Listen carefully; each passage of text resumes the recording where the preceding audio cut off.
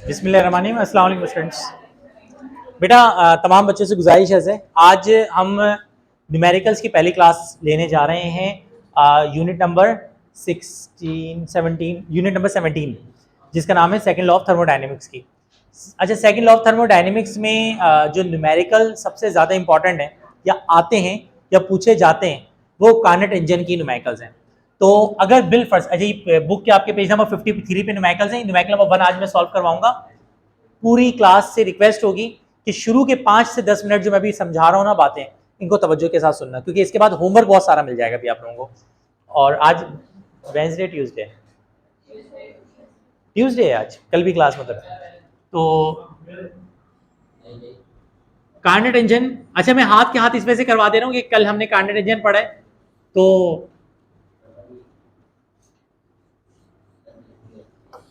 कार्नेट engine के numericals हम करने जा रहे हैं। बेटा बात सुनो, सबसे पहले नंबर पे कार्नेट इंजन में एक बात याद रखिएगा, इसका पहला जो फार्मूला है एफिशिएंसी का फार्मूला होता है 1 माइनस Q2 अपॉन Q1।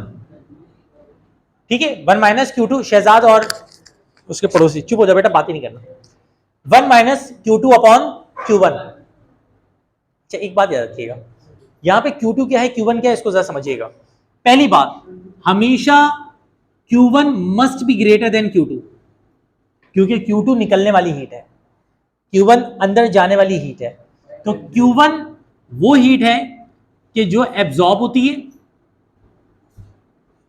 और Q2 वो हीट है जो रिलीज होती है। रिलीज होती है, आउट होती है, इवॉल्व होती है, बाहर निकलती है, कुछ भी कह लें, वो कौन सी भी वोकैब यूज करें, क्या फर्क पड़ता है। मेन कॉन्सेप्ट ये है कि Q1 एंटर होने वाली हीट है, और ना ना ना Q2 is not output. Q2 output नहीं है, Q2 लॉस है। तो Q2 आपके पास इवॉल्व होने वाली हीट है, एब्जॉर्ब और एक हो गया इवॉल्व। अच्छा Q1 Q2 दोनों दे देना तो समझ जाना कि Q1 की वैल्यू हमेशा बड़ी होगी, Q2 की वैल्यू क्या होगी, छोटी। और अगर नहीं दे तो जो एब्जॉर्ब हो रही है वो Q1 और जो आउट हो रही है, रिलीज हो रही है, सिंक हो रही है। सिंक का मतलब यही होता है, सिंक मतलब जाया, ठीक है ना, सिंक हो रही है इस तरह से, तो वो हीट क्या कहलाएगी, Q2। पहला फार्मूला। दूसरा फार्मूला एफिशिएंसी का फार्मूला होता है 1 माइनस, ये भी फार्मूला ड्राइव करवाया था कल, T2 अपॉन T1। अगेन यहां पर ना बेटा याद रखिएगा T1 की वैल्यू हमेशा क्या होगी, बड़ी होगी, और T2 की वैल्यू हमेशा छोटी होगी। इस चीज का ख्याल रखिएगा कि T1 हॉट टेम्परेचर है।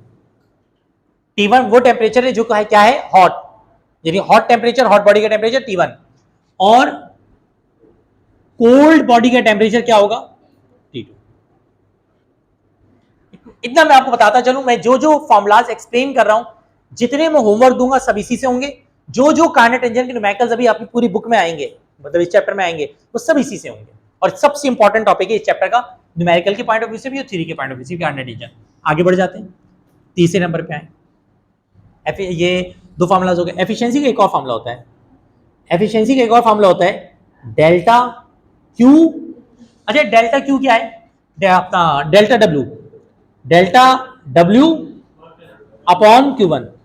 डेल्टा डब्ल्यू का मतलब है, इधर देखो, डेल्टा डब्ल्यू का मतलब है यूजफुल वर्क, जो कि आउटपुट है हमारा। तो डेल्टा डब्ल्यू बराबर होता है, कल आप लोगों को याद भी होगा, Q1 माइनस Q2 के। यानी हमारा जो वर्क डन निकलता है, काम की एफिशिएंसी जो निकलती है, वो Q1 में से Q2 को क्या कर देते हैं, माइनस कर देते हैं। तो चौथा फार्मूला हो गया। एक और फार्मूला है इसका, तो efficiency delta W upon Q1 के बराबर हो गई, delta W Q1 minus Q2 के बराबर हो गया। डेल्टा एफिशिएंसी बराबर होती है डेल्टा T अपॉन T1 के। T1 अगेन वही हॉट का टेम्परेचर, और delta T difference of temperature है। ये आपके पास कुल मिला के फॉर्मुलाज अभी हैं।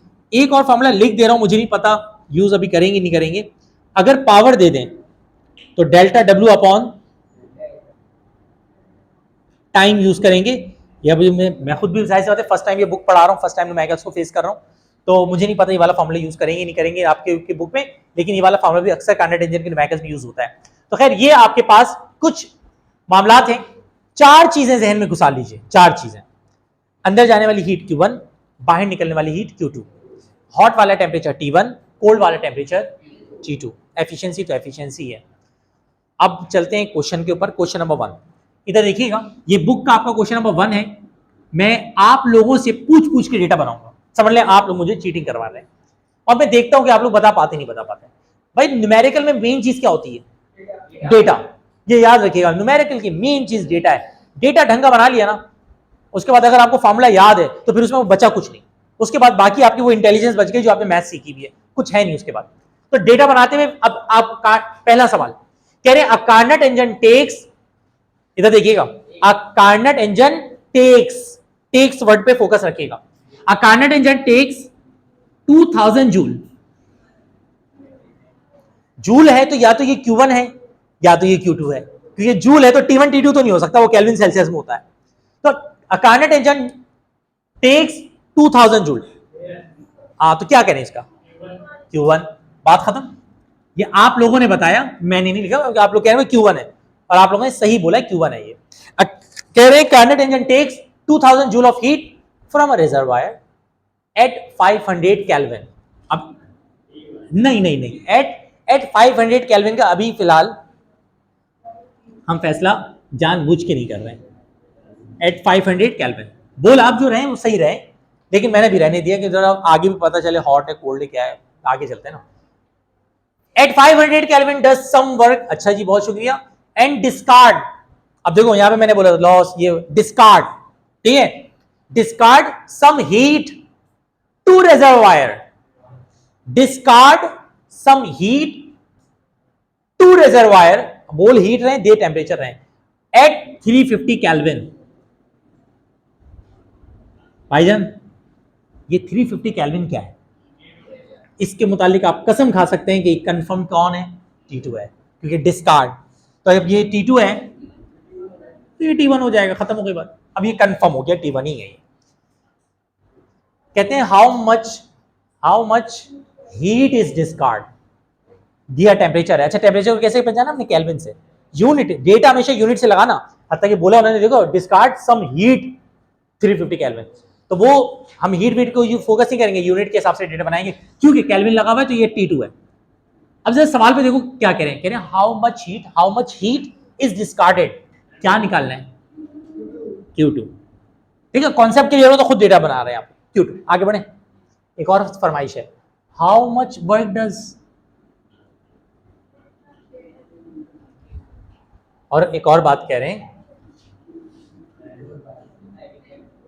हम मैं ना थोड़ी देर के लिए वीडियो रोक रहा हूं, और आप तमाम बच्चों से एक रिक्वेस्ट है कि अल्लाह ताला ने जो भी आप लोगों को थोड़ी बहुत अकल दी है, ज़्यादा तो आप लोगों को पता नहीं है, आप लोगों को जो भी थोड़ी बहुत अकल है उसको यूज़ कीजिए, और उसे यूज़ करके इन फार्मूलाज में से ढूंढिए कि किस तरह से हमारा रास्ता निकल सकता है। हाँ, ये ट्राई करें पहले, फार्मूलाज यही यूज़ होंगे, और अगर कोई और यूज़ होंगे तो जाहिर बात है मेरी बेइज्जती हो जाएगी थोड़ी सी, लेकिन खैर मैं भी तो फर्स्ट टाइम ही करवा रहा हूँ। करें, सॉल्व करें पहले।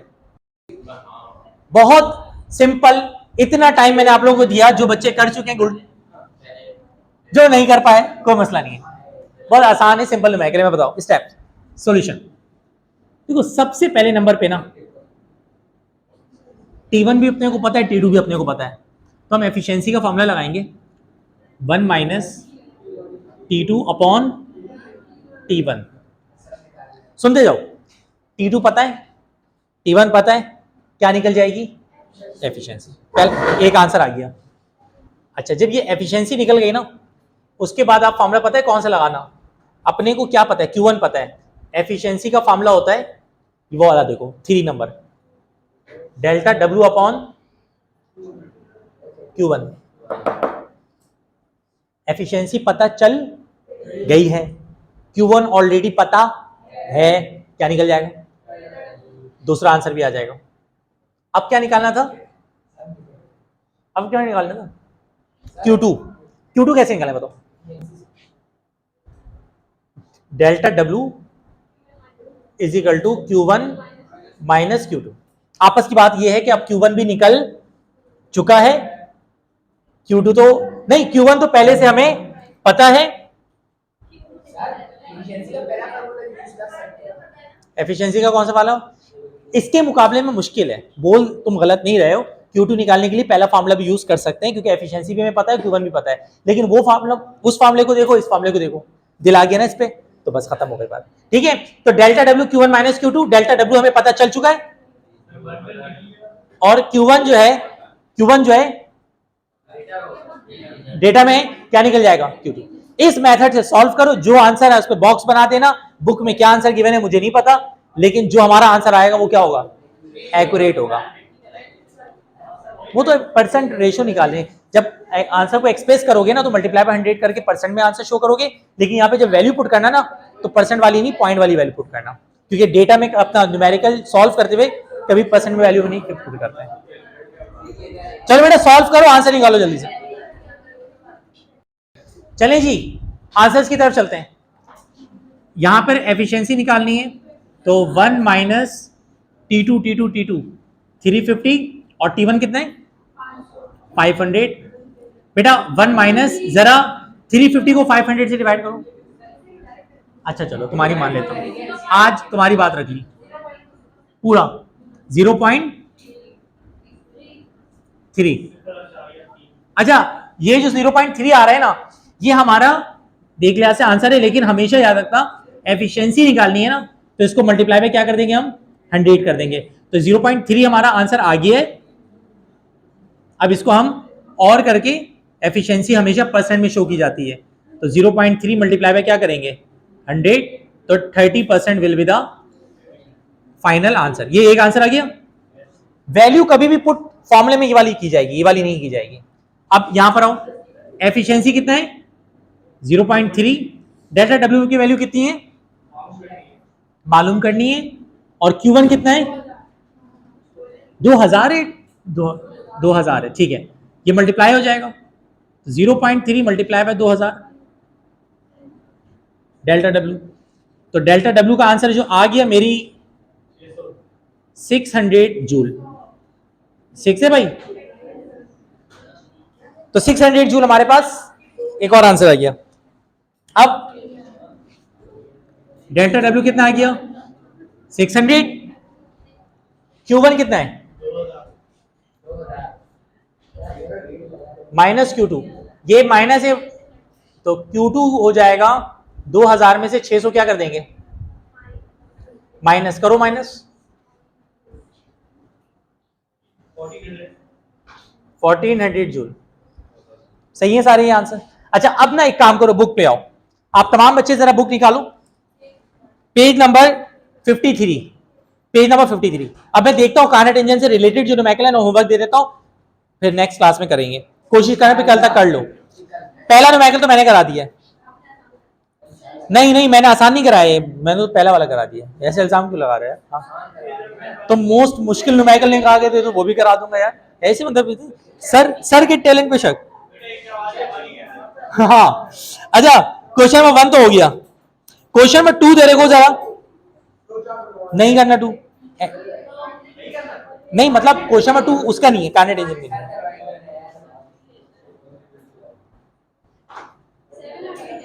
बेटा 3 कर रहे हैं, 3 होमवर्क,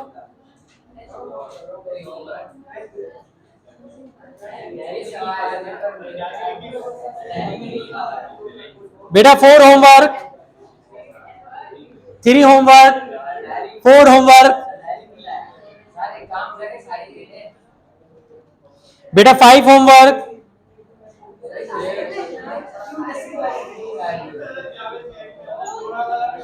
माशाल्लाह 6 भी होमवर्क। ओ भाई नहीं कर पाओगे तो don't fair, I am here, मैं कराऊंगा, ठीक है, टेंशन क्या ले रहे हो, ट्राई तो करो यार। 7 होमवर्क, नहीं बेटा 2 नहीं दिया है, गलत बात नहीं करना मुझसे, माशाल्लाह 8 भी होमवर्क, क्या 7 ऊपर ही खबर ना कार्नेट इंजन, तो कार्नेट इंजन में मैं है ना यार, कोई भी नहीं कर पाओगे तो टेंशन क्यों ले रहे हो, मैं करवा दूंगा ना, परेशान क्यों हो रहे हो। हाँ फाइनली नहीं, वैसे मैं करा दूंगा यार, मुझे मैं इस वजह से दे रहा हूँ कि आप खुद ट्राई करोगे ना, जब उसके बाद जब मैं कराऊंगा तो आपको और अच्छा समझ में आएगा। और नहीं मैंने दूसरा तो नहीं दिया ना, एक न्यूमेरिकल तो नहीं दिया। देखो मैं ना, मैं मुझे एक बात बताओ, अगर मेरी नियत पे शक होता ना तो मैं 2 भी देता। देखो 2 दिया मैंने, नहीं दिया। अब लाइन से सब में कार्नेट एंजल लिखा हो तो मैं क्या करूं? मैंने नियत यही, मैं यकीन मानो मैं फर्स्ट टाइम बुक देख रहा हूं, फर्स्ट टाइम ये न्यूमेरिकल देख रहा हूं, मैंने अभी तक नहीं देखा, ये फर्स्ट टाइम न्यूमेरिकल करा रहा हूं। अब मसला ये बुक न्यू है ना, आप लोग भी पता है, मुझे खुद नहीं पता कि कौन से टॉपिक के कितने न्यूमेरिकल दिए हुए बुक में। ये कार्नेट एंजल के न्यूमेरिकल से सारे मैंने दे दिए। अब आप लोग करो ना करो, या आपकी स्वाबदीद है, करके आओगे ना तो कल जब मैं न्यूमेरिकल कराऊंगा तो आपको अच्छा समझ में आएगा। नहीं करके आओगे तो मैं कराऊंगा, मैं कराऊं, मैं नहीं कराऊंगा, सही करके आना। अल्लाह हाफिज।